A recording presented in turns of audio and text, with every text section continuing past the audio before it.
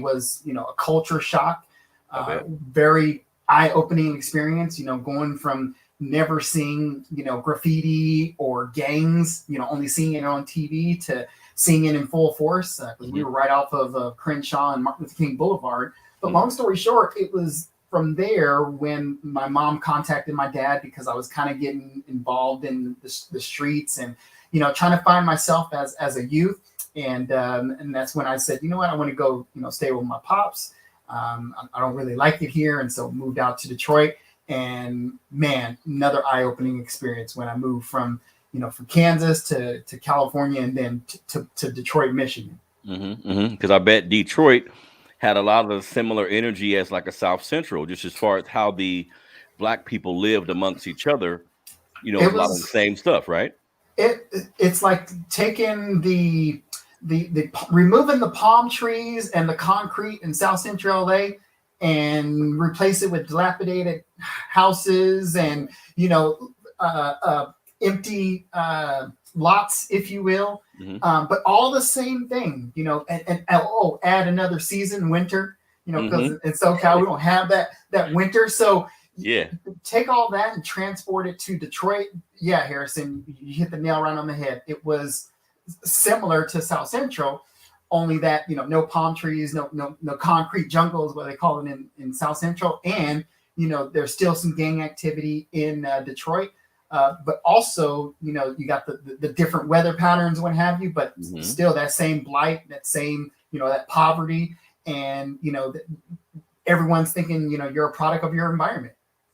Now talk to me about this, because in our community we understand that the single home rate is pretty high in our community. Of course, there's a lot of factors we can discuss that determine that, but it is what it is, right? And I'm a kid who was raised with just my mom in a certain type of neighborhood, and there's a certain energy that goes into that. Now, talk to me about living with your pops. Some of us don't have the experience of going from living mom and kids and everything to living with pops. What are some of the differences? Because we need to, men, this is my opinion, Ron, men need to realize how important they are in like the full household dynamic. So what are some of the differences you felt, even if being in the hood in Detroit? Like, what are some of the differences you felt just living with your pops?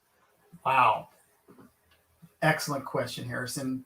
So for one of the things was that I wasn't connected to the city.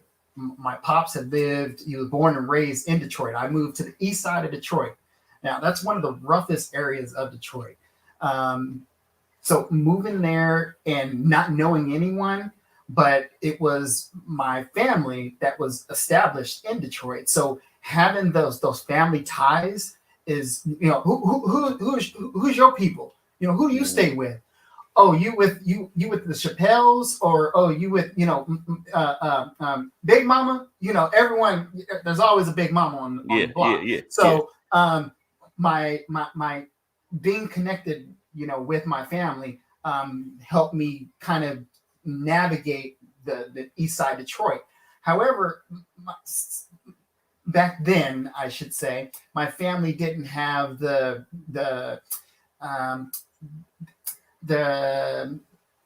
what do you call it? The wherewithal, or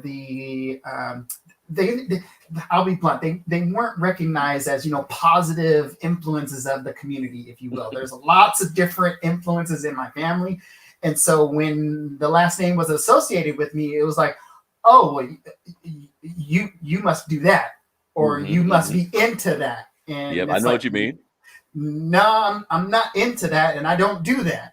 But because of my last name, I was associated. But not having my family's connections would have made it a little bit more difficult to navigate in the hood, because when you don't have those family ties in the hood, and I'm being intentional by saying the hood, not the neighborhood, the hood, without having those ties, and it's like they either shun you, or you get picked on, you get bullied, or you get these certain labels. But having that family connection, that family tie, really helped me to navigate. And actually, because I didn't know my father, after my mom and dad divorced when I was 6, so still young, and I didn't really know that side of my family. So that also gave me the opportunity to really get to know my aunts and uncles, my grandfather, and even my father.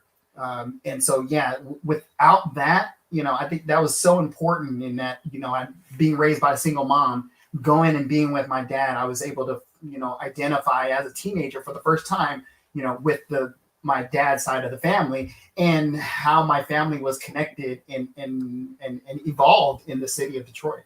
You know what? While you was talking, I was thinking, Ron, how important that is. Like sometimes as young people, because we come from single parent homes at times, you will hear about your dad, right? And how the kind of dude he was, how his people operated. I don't think it's nothing like being put in it that way. So you can get a clear glimpse, for better or for worse, where you come from. I think sometimes a lot of the young men I've been around struggle with identity crisis strictly because, for good or bad, mom or dad, they never been like enthralled in that side of the family. So sometimes as a young dude, you could be walking around with a certain temperament. Let's say you're really funny. Let's say you're really witty, and people will be saying that's funny. That's how you are. Nobody will ever say, hey, you just like your Uncle Johnny or your daddy's side. If you ever been around them, you would see the environment and say, okay, this is where I come from. Sometimes it can create like a sense of normalcy, don't you think? Oh yeah, absolutely. I mean, even like going to my grandmother's house, that I never met my grandmother before, on my dad's side, and just knowing like this is the house that my dad and my dad's sisters and brothers were raised in, and to know that the Ford and GM, like we got generations of people that work in these automobile factories that I wasn't even aware of. And so there's this, this like our family has actually made some contributions to this country. And being raised as, with my mom only, I didn't know about any of that side of my family or those connections. And so I never heard those types of things from my mom, except when I was younger. It was the negative associations with how I acted like my dad, or I was going to be like my dad, or you're going to end up just like your dad. And so, as a young child, you're trying to escape all of those labels, and you don't want to be, associated with things that your own mother is labeling, one half side of you as bad. And so that was something that I always tried to disassociate or run away from. But when it came to me actually living with my dad, that's when I actually embraced it and found some areas of, oh, wow, where my mom used to say, you're going to be like this, or you're going to end up like that. I would only focus on those negative things, but it allowed me to actually realize and learn about some of the things that, where I came from and how I'm connected, with my family, even though my mom and dad divorced. It gave me a sense of, identity.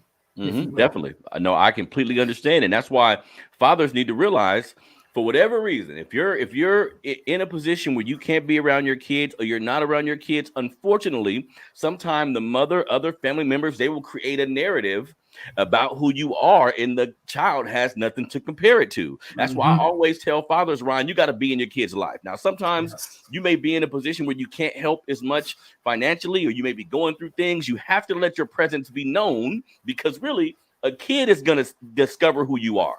Like a parent can call you whatever, but once they're around you, once they become of age, they'll try to reach out. You'll try to reach out. They'll get a clear picture if you're a good dude or a bad dude, but you got to be involved to have a say-so on how that turns out. So that's important, Ron, and a lot of us go through what you went through, bro. Now, something else I want to touch on real quick. So talk to me about like growing up in these environments, right? And